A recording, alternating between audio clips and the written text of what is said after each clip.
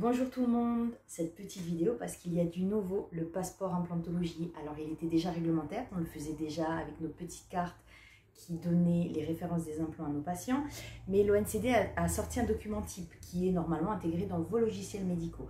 Moi je travaille avec Logos et il est intégré dans mon logiciel médical. Donc je vais vous présenter ce document qu'a créé l'ONCD, donc qui concerne le passeport implantaire mais également le passeport pour la prothèse sur implant. Donc je vous conseille vivement de mettre ça en place au cabinet, de l'intégrer à vos dossiers patients et éventuellement de le remettre à chaque patient, soit suite à la chirurgie, soit au moment de la phase 2 ou du contrôle de l'ostéo-intégration, ce qui me semble le plus judicieux, que vos patients puissent repartir avec leur passeport implantaire.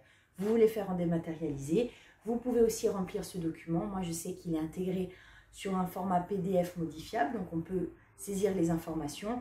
En revanche, se pose la problématique de l'étiquette à coller. Donc, il faut à un moment ou à un autre l'imprimer, coller les étiquettes et ensuite le rescanner pour éventuellement l'envoyer par mail à vos patients et conserver le double imprimé, à la limite au format papier dans un dossier. Ou alors, vous le scannez et vous ne gardez pas l'original. Ce qui permet d'éviter, encore une fois, une surcharge de papier au quotidien dans le cabinet. Voilà, je vais vous montrer un petit peu ce document plus en détail dans cette vidéo.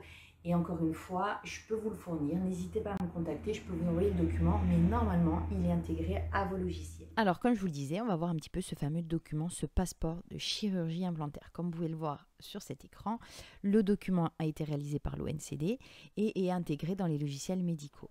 Donc, vous avez ce document qui va ici reprendre la dénomination du chirurgien dentiste, donc son nom, son adresse, code postal, téléphone, mail. Donc ça, ce sont les informations type qui concernent le chirurgien dentiste.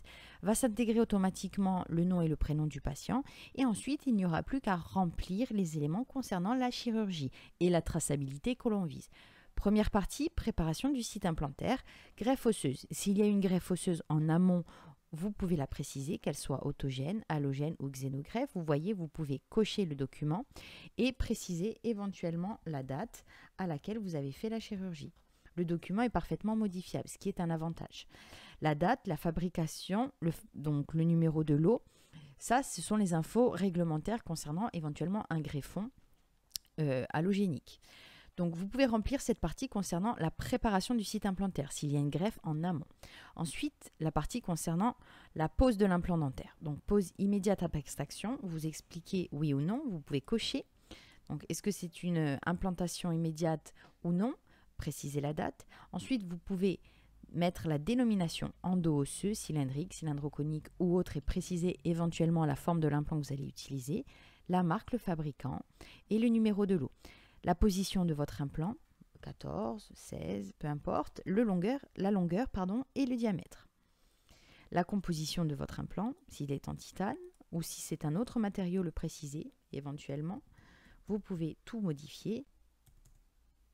Donc, indiquer le suivi médical du patient, donc suite à cette chirurgie, mensuelle ou autre, selon votre protocole interne.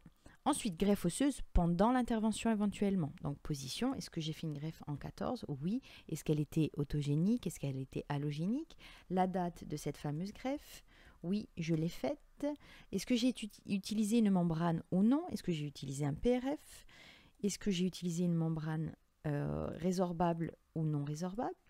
Et vous pouvez donc du coup tout cocher et tout préciser. Ensuite, il y aura la partie concernant la mise en charge. Est-ce que j'ai fait une mise en charge immédiate de l'implant ou est-ce que j'ai fait une mise en charge différée? Et dans ce cas-là, si c'est différé, date de durée de mise en nourrice, du temps d'ostéo-intégration et la date à laquelle vous l'avez mis en charge. Ensuite, la phase 2.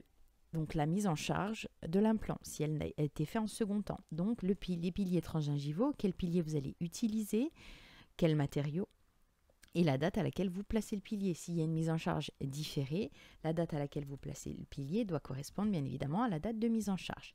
Ici, vous avez un petit onglet où vous allez coller vos étiquettes. Voilà comment ce document se présente. Il est plutôt bien fait, je dirais, intuitif, facile à remplir.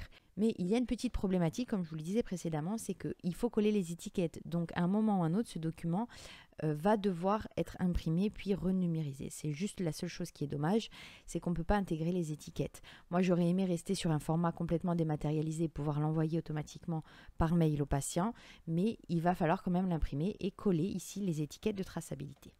Voilà pour ce fameux document concernant le passeport de chirurgie implantaire qui est obligatoire pour chaque patient et réglementaire. Je voulais aussi vous montrer l'autre document, c'est le passeport pour les prothèses implantaires. La construction du document est identique, c'est-à-dire que vous avez encore ici les informations concernant le chirurgien dentiste, le patient, certaines observations que j'ai mis. Vous voyez, vous pouvez remplir à votre convenance et les étiquettes à coller. Ensuite, vous avez les éléments qui vont vraiment concerner le patient et la traçabilité qui est visée. Le pilier prothétique qui va être utilisé, est-ce qu'il a été mis en immédiat ou en différé, ça c'est vous qui le cocherez avec la date.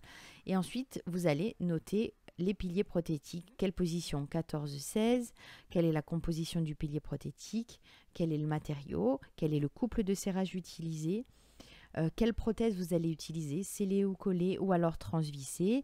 Vous allez pouvoir définir si ça a été fait en laboratoire, usiné, assisté par ordinateur, repréciser le couple de serrage et les différents matériaux. Donc tout ça vous permet vraiment de remplir l'ensemble des éléments et de le donner également au patient pour qu'il ait son passeport de prothèse implantaire. Vous avez un petit onglet si c'est une prothèse adjointe aussi pour pouvoir le remplir. C'est la même construction, vous pouvez tout modifier et tout paramétrer et ensuite il va falloir coller les étiquettes correspondant aux pièces que vous avez utilisées. Donc encore une fois, il faudra imprimer le document et coller les étiquettes. Voilà pour ces deux petits documents, donc le passeport prothèse supra-implantaire et le passeport implantaire qui est réglementaire et le document qu'a créé l'ONCD pour vous faciliter la vie dans la gestion de votre traçabilité suite à l'implantologie.